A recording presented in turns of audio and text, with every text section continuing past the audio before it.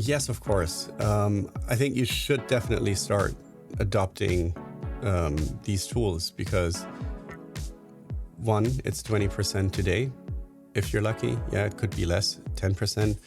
On it personally, in a large team, if you get 10% productivity increase, output increase, that's significant, right? Like, so we were trying to squeeze out 2, 3, 4, 5% more. So 20%, that's an amazing increase, right? Like, so for bigger companies, that's a game changer, right? Think of there's tech businesses like that are on maybe a 50% margin, but then there's a lot of businesses that are on a 5% margin or even 2% margin. So if you are in that situation and someone is promising, hey, I can make you 20% more productive, then that's a game changer.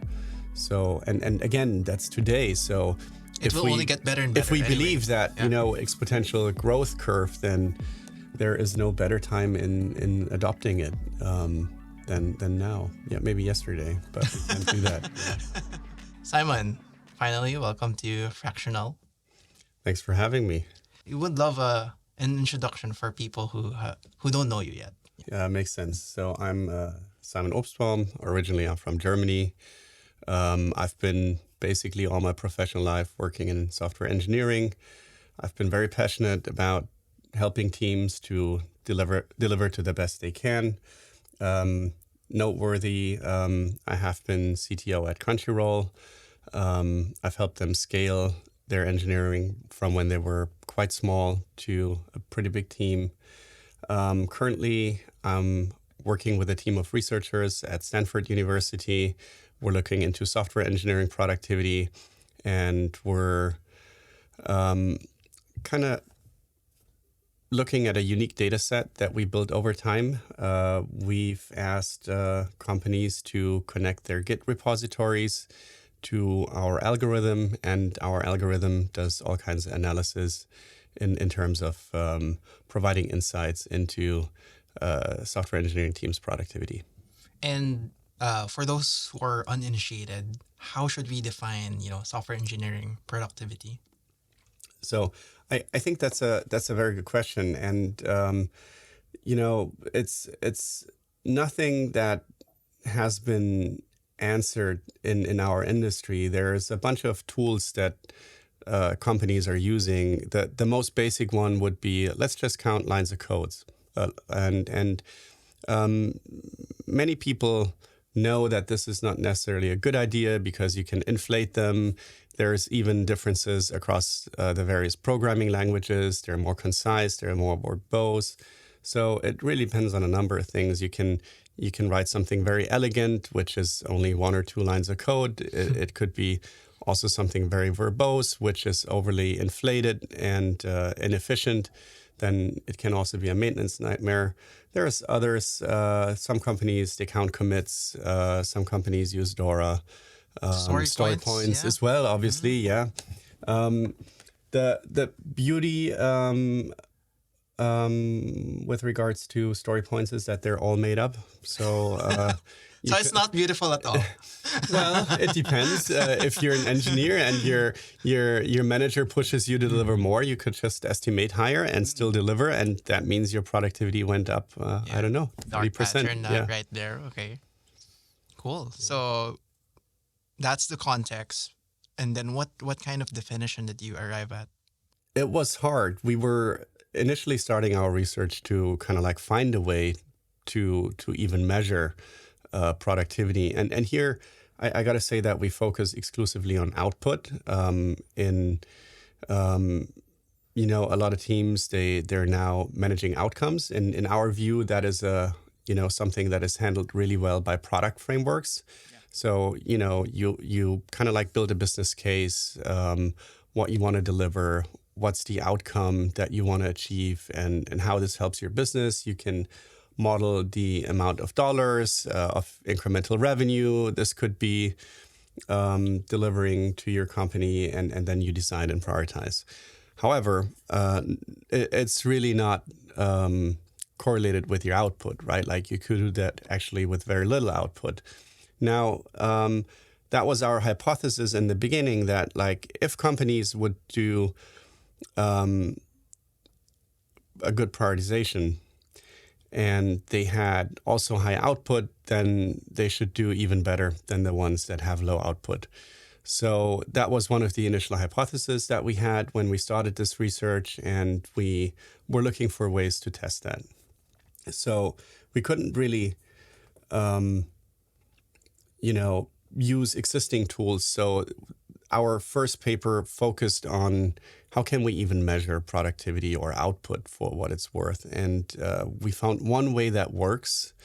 And what we did is we set up a panel of experts, so 10 experts. We showed these experts a series of commits, and we asked them to provide feedback on I think it was 7 questions back then. What's an example of a question? Well, for example, how long would it take you to implement this change, or how long do you think it should take someone reasonably skilled to implement that change?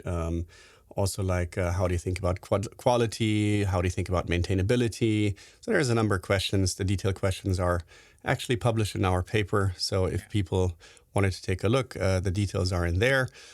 And it was kind of like a desperate attempt, because if any of you has been in meetings with engineers, actually getting them to agree on something, I found that very difficult throughout my career. But then after we ran the first experiments, actually we saw that the people are in very high agreement.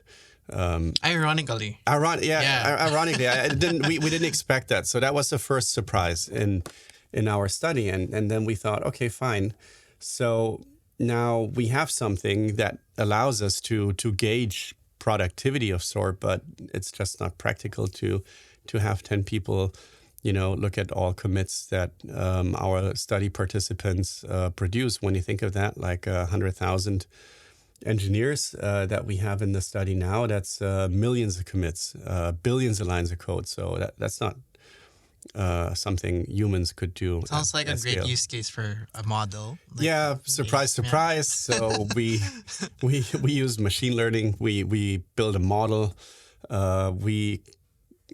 At the end, we came up with a model that kind of has a 90.9 correlation with the expert panel, and that is what we're using in our study to get an understanding of the participants' productivity. And Simon, it's not easy to, I'm sure you've tried to convince people to, give access to their metadata on GitHub and even participate in the study. Like what would convince like a CTO or head of engineering to start measuring productivity? Well, so I think there were a lot of people that wanted to measure productivity, and just to clarify, we didn't just ask for metadata. We wanted to get the full code. Yeah, right? yeah. Source code. So exactly. So, hey, please give us everything.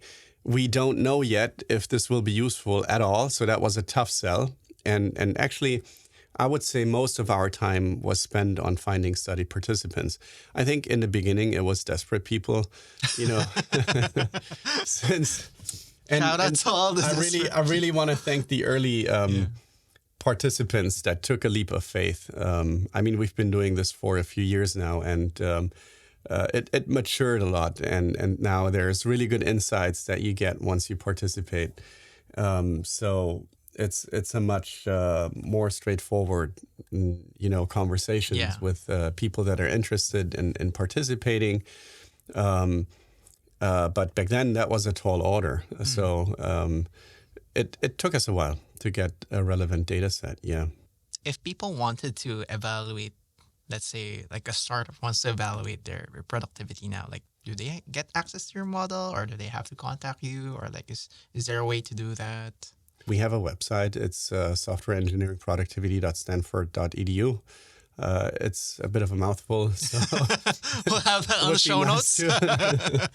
Share a link. We're still taking participants in the study. It's ongoing research because we want to see how things evolve. And I think we're living in a in a very interesting point in time, with all the Gen AI tools that are popping up.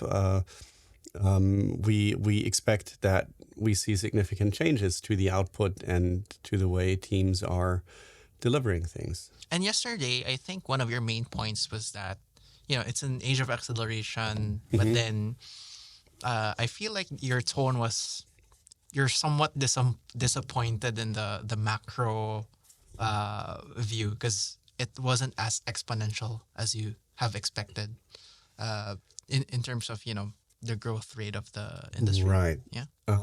Well, I wouldn't say disappointed, right? Like, so I think it's really just a disconnect between, the marketing promise of, let's say, the tool builders when you Like think cursor, like anything that is using LLMs, or it could be an agent. I don't want to, call out specific brands or I makers. can. You can, so I let you do it. But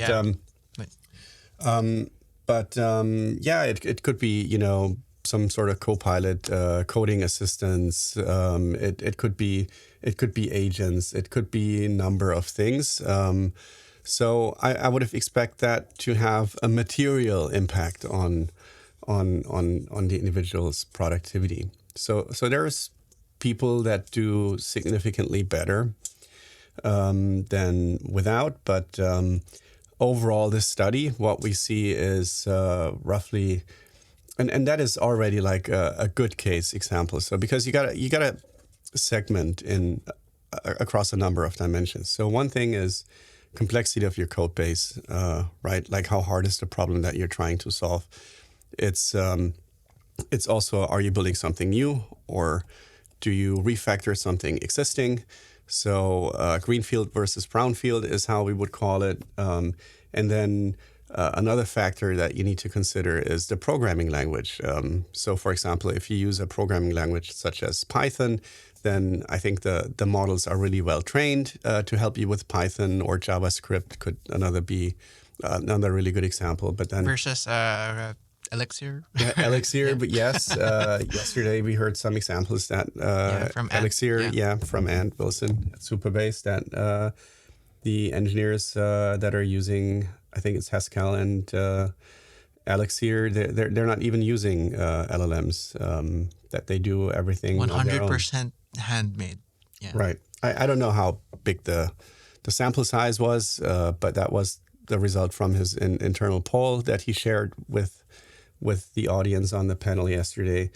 But we've also seen, companies with complex code bases in the study using legacy technology that actually had a net negative productivity gain from adopting one of the available coding assistants. I think it was like 20% amount of rework that needed to get done. Well, I think yes, but this is something that we typically see across the board. So if in best case you have 40% uplift, then uplift you lose in what? In productivity. Then you might lose 20% in, let's say, defects or other issues introduced by your agent or coding assistant. And so your net productivity growth might be 20% plus, and that's a good case.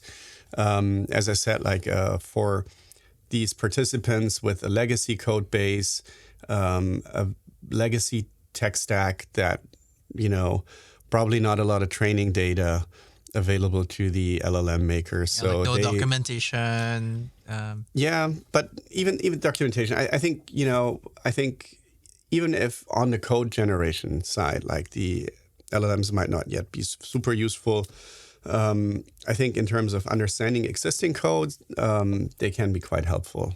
Yeah, it's easy to ask them to summarize, a piece of things, so it's much faster relative to reading it. So that'll help anyone. Yeah, that needs to understand code that wasn't written by them, but or code written by them, but I don't know, a year or two ago. Like I tend to forget like my own code if I look at it after a while. Need a refresher. Yeah, right. Yeah. Like a quick refresher. So they're super useful for that. But I'm speaking specifically now about generating code. And there, I would say the what has been promised or what is being promised relative to what I see in practice in our study, they're still falling short a little bit. Yeah, it could be that we're at the beginning of the curve, and I'm really looking forward to see how these new model releases will impact productivity over time. So we keep researching, we keep publishing papers. So that's why I find it so interesting at the moment. Considering that, the productivity gains in a best case scenario is like around 20%, would you encourage people to continue you know, using code generation? What are some practical tips you would advise them as a really experienced CTO Well, and now researcher? yes, of course. I think you should definitely start adopting these tools because one, it's 20% today. If you're lucky, yeah, it could be less, 10%. On it personally, in a large team, if you get 10% productivity increase, output increase, that's significant, right? Like, so we were trying to squeeze out 2, 3, 4, 5% more. So 20%, that's an amazing increase, right? Like, so for bigger companies, that's a game changer, right? Think of there's tech businesses like that are on maybe a 50% margin, but then there is a lot of businesses that are on a, I don't know, 5% margin or even 2% margin.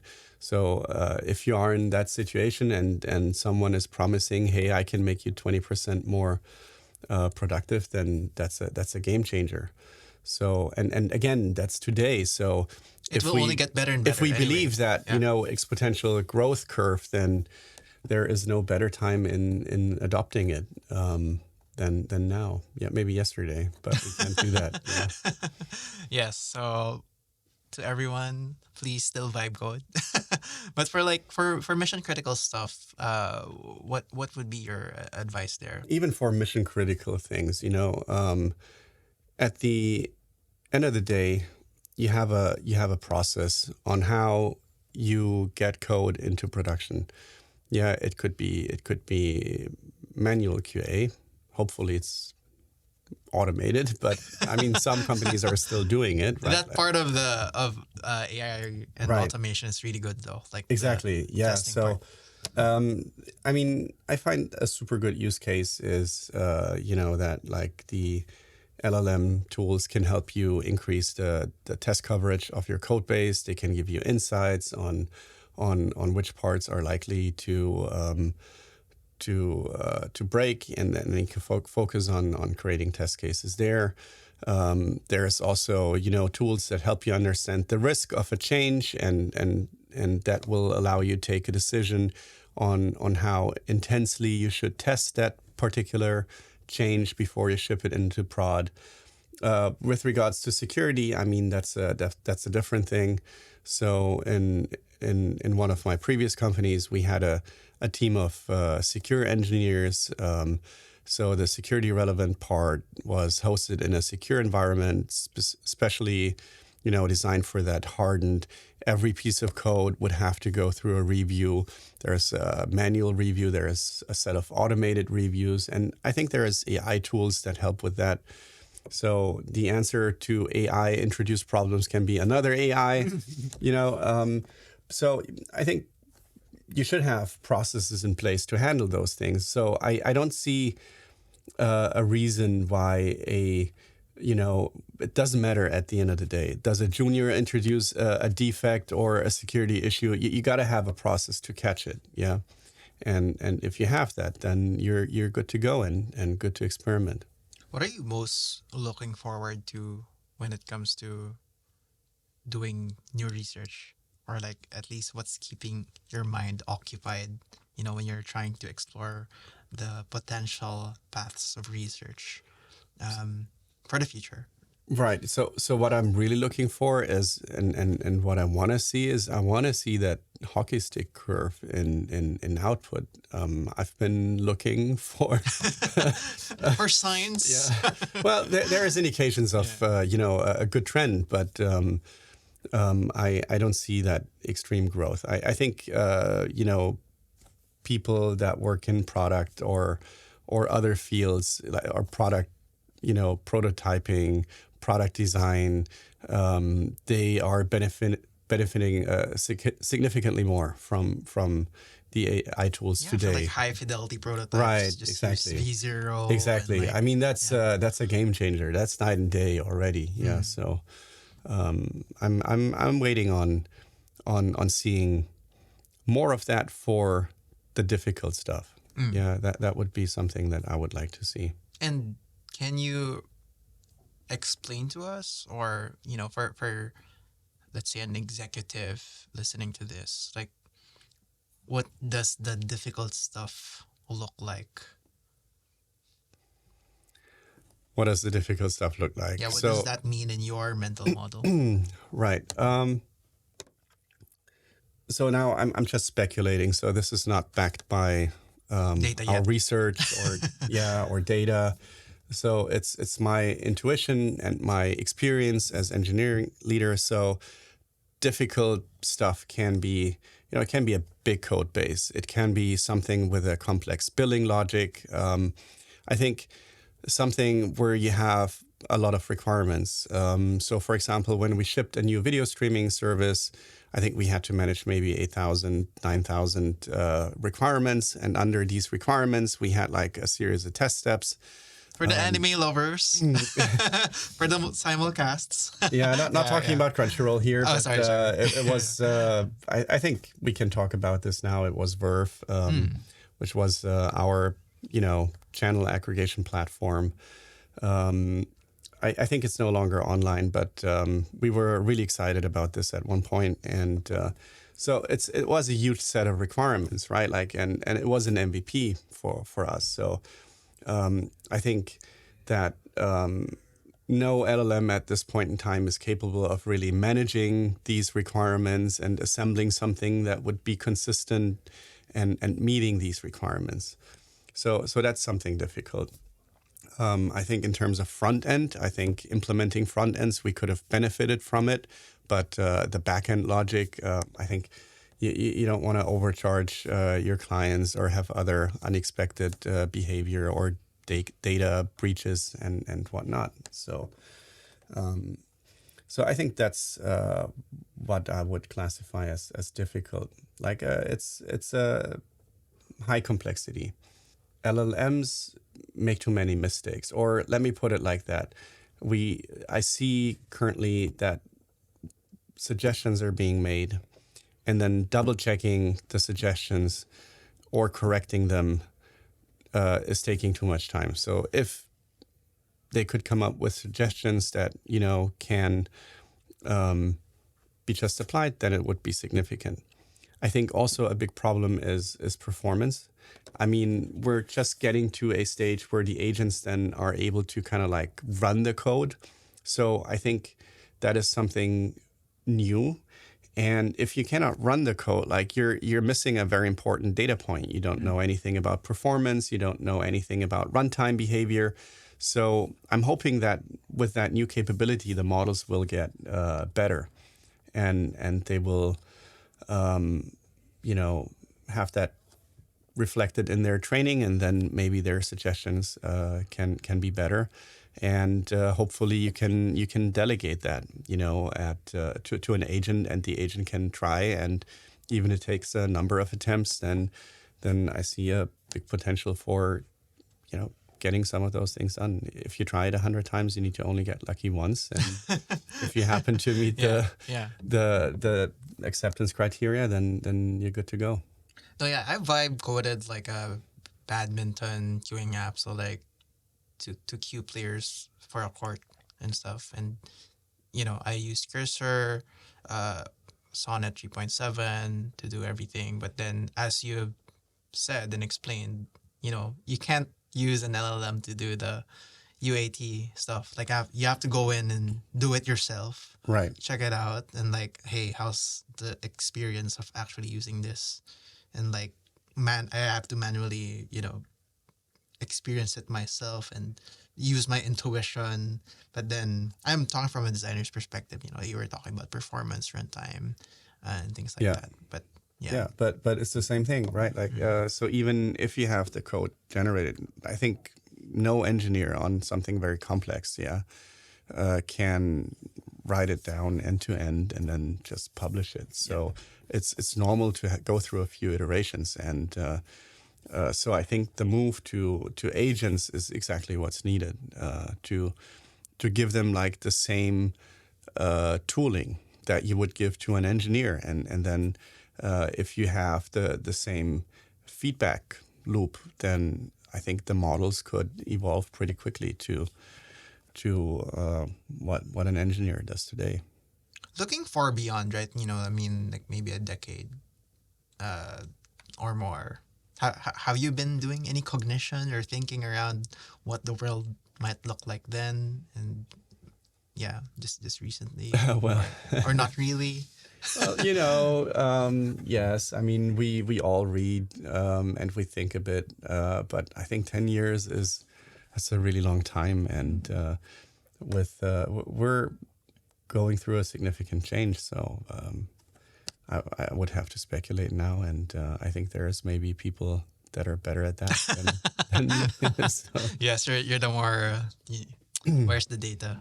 Kind of guy. I mean, look, I think it'll be super exciting, no doubt. I want to believe that that it's going to be useful for us, and I hope that the doomsday folks are wrong, but I for one hope that this is for our benefit. I see. And you're, in Silicon Valley, you're in Stanford. How would you describe the, the atmosphere in campus, right? Like, how are the engineers and future entrepreneurs there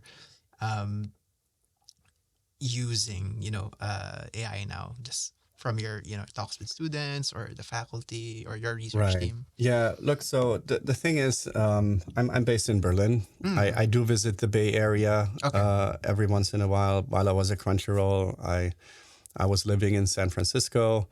I started that research after I left. I just got connected to people at Stanford, and we spun up the research team. So I do visit campus regularly, but like, for example, Igor, the co-researcher, he lives on campus even, so he could be in a much better position to speak to that. But when I visit, I don't interact a lot with students, but everyone I meet is super excited about it. Everyone is super pumped. And I mean, if you just look at the cadence at which new things are being released, it's super exciting. Yeah. I do hear, though, that a lot of people in the faculty are complaining about losing so many of their talent to the AI companies. So they say they give them an assignments, and then 3 months later they get an offer from one of the foundation model companies, and then they're gone. And then resume-driven development. Right. All right. Any interesting, side projects or vibe coding projects you've been taking on, on the side, or like focusing on just the research these days? Oh, so yeah, I'm CTO at a fintech. It's called Flow 48. We do B2B lending in Middle East and Africa. So that was something I was, personally interested in, because during my time in Eastern Europe, I found that it was very hard to start a business when you don't have access to funding. And in Eastern Europe, they didn't really have a functioning banking system back then. That was in the early 2000s. And now the same thing still persists in the Middle East and in Africa. The banks, to the extent they lend to corporates. So our mission is to make this accessible to small and medium-sized businesses. We are not asking for any collaterals or personal guarantees, and we want to be quick. So we're using machine learning and AI to kind of take rapid credit decisions. Rapid credit decisions. Yeah. So the company is called Flow 48.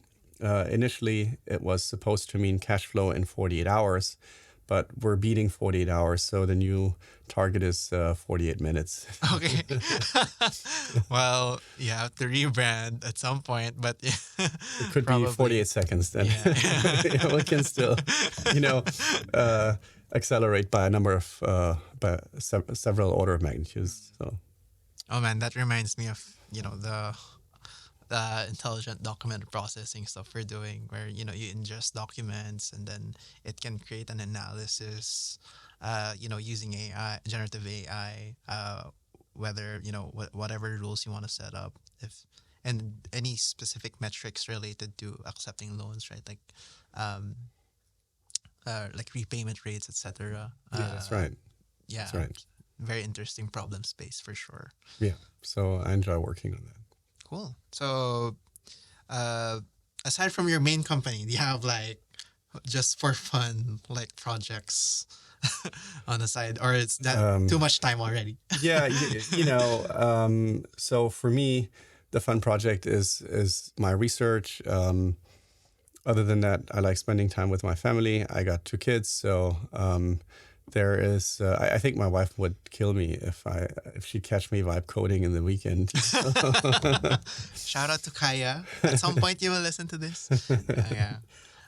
Considering your experience and the age of AI that we're currently in, how would you design your engineering organization, like a CTO? Like any dimensions to consider, or Well, yeah. yeah, I think it changed a lot already, but I can't give you a general answer because it depends what kind of business are you in. Is it B2B, B2C? Is it SaaS? Is it like front end heavy, back end heavy? So team composition would be driven by that. I think what we can speak to in general is that like even over the next years, I think we'll see a significant increase in demand for senior engineers, which might be bad news for, junior and mid engineers. But on the other hand, what we see in our study is that like the LLMs can be your buddy in growing faster. One method that for us stood out in terms of elevating people and teaching people to become better coders, that was pair programming. And we see that the LLMs sort of are taking over the function of that, senior engineer in the pair, which would also be a productivity increase since the senior engineer can do other assignments and the up-leveling of the more junior talent is done by the LLMs. So I think that's a pretty cool use case. So that being said, and that might be difficult for some of the engineers. You now have to actually talk to people. You have to, you cannot isolate yourself. Cannot isolate and code any longer. I think it depends on the culture. In the US, I think it's a spectrum. So I feel like in the US, engineers tend to communicate better. In other cultures, not so much yet. But I think overall, I see the tendency that engineers have to have more direct interactions with stakeholders to clarify requirements. And then a lot of it is going into prompt engineering. Unless like the models surprise us and the prompt engineering will also be changed in a way. So I think the responsibilities will change. I think the output, if I believe the promises, should skyrocket, and then the cost of building software will be significantly lower, and I think that's a good thing. In my view, a lot of software that would be super useful is not being built right now just because it's too complicated and too expensive. So having the ability to have cheaper software will kind of like cause a spike in demand. I think we've seen something similar with cloud Mm. services. I mean, for a lot of tech startups, having to invest in expensive servers was kind of like the gating factor, Yeah. and that went away with the cloud providers. And I think the same thing can happen, and we're seeing that already, right? Like small startups, they may not need engineers in the beginning. Then when things get more complicated, then you bring in some engineers and they solve the more technical parts. So I think it will change, but overall software demand, in my view, will go up. I want to come back to that point around, being able to articulate, engineering design decisions and communicating with the stakeholders to clarify scope, requirements, and, the politics. Would you have any useful advice for, the junior, maybe the juniors are listening in, like, what would you tell them? Ask the LLM. Use AI, like pair, communicate. So Yeah. a colleague of mine, so he's a hardcore engineer. So he tends to not communicate so well, or he's very, to the point, right? Like, so what he's actually doing, he drafts the email, then he gives it to the LLM. Can you make this sound more like a human? And then he sends out the email, and it works. So I think you can. There's many facets in which you can use the LLMs for your benefit. But there will be maybe a lot of LLM to LLM interaction, but the LLMs acting in different contexts. So, but yeah. And then the person responding on the other end also used the same prompt. Hopefully a different prompt. I mean, and that's the beauty of it. Like, for example, if the LLM is in my context, then I should be able, hey, remember we had this yesterday. So based on that, can you do this?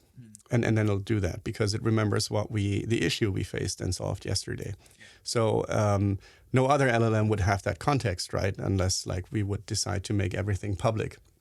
Now, my prompt would not mean anything to someone else's LLM. So that's what I meant. Like the LLMs can persistent act in memory is part of the experience. Yes, exactly. Yeah, and we see that they're working on that, and I think that can make communication a lot more efficient. Then you kind of go from like something very context related to like a longer form email, and then you have another LLM on the receiving end, which kind of, operates in a different context. You say like you have, like you're not technical. Then maybe, hey, Simon's emails are always so hard to read because I don't get what he means. It's too technical. Then the LLM can make it less technical. Explain me what the hell Simon's talking about. Yeah, understood. Well, speaking of, prompts and, personal productivity and skyrocketing hockey stick growth, personal, computing stuff, like, were there any game changer workflows that you've unlocked with just using LLMs? Honestly, it's hard for me to call out something specific. So we've always had major changes since I started to work in engineering. I mean, for me, at the beginning of my career, we were working on, we had servers with specific roles. So that was like the novel net were even like file servers and all of that. And then servers moved to data centers, but you still had to have your own servers. Then came the cloud. Then in the beginning, we would do waterfall projects. Then we changed to agile. Then DevOps came up. Yeah. So there is a ongoing change. And for me, it's hard to pinpoint, is this because of AI? Is it because of that? Like, it's changing. And that's a good thing. All right. And maybe one of my last questions before my final question is like, for the Crunchyroll fans, like there are the anime fans out there. Right. What was it like being CTO of, Crunchyroll? Well, look, it was super interesting for me. So I joined when Crunchyroll, I think we were 50 engineers. It was a very interesting, very casual, informal setup. So organizing that, and what stood out to me is that like how loyal the anime fans are. Basically, what happens. So every time we would release a new content, like one of our tentpole content, think Attack on Titan. Attack on Titan or Dragon Ball Z and whatnot. So when we had that, like we would do something called a simulcast. So we publish it at the same time it is broadcasted on Japanese television. Our website would go down for 3 hours because we couldn't handle the demand. So, and our fans were super forgiving. They were frustrated, but but they were loyal. It's like when the outages went away, it's like it's almost like it's not the same. It's just like using other video streaming services. So that was an interesting journey. So we worked, making Crunchyroll more stable. We scaled the team, implemented practices. I brought a team of engineers from my company that got acquired by Crunchyroll when I joined. So we were also having to change our processes to work in a geographically distributed way across time zones. So it was super interesting and it was super successful. I mean, we were growing very fast year over year. All right. For the people of culture, the anime fans, you have to thank Simon for the 99.9% uptime. I think it's much better now. So, but that was 0.9999. Hopefully, yeah. But that was done after I had left. So, all right. Yeah. So, Simon, one of the last few things. Well, actually, that's the last thing. I thought that was your last question. No, that's second to last. We have a lot of AI consultants as well, AI engineers, people who have their own consultancy, listening in, and for the AI architects, doing their work, what would be your advice for them, knowing that you are one as well? Don't listen to advice. Do your own research. Get your own data, and experiment. All right, great way to end the podcast. Simon, thanks so much for being on Fractional. No, thank you so much for having me. I enjoyed it.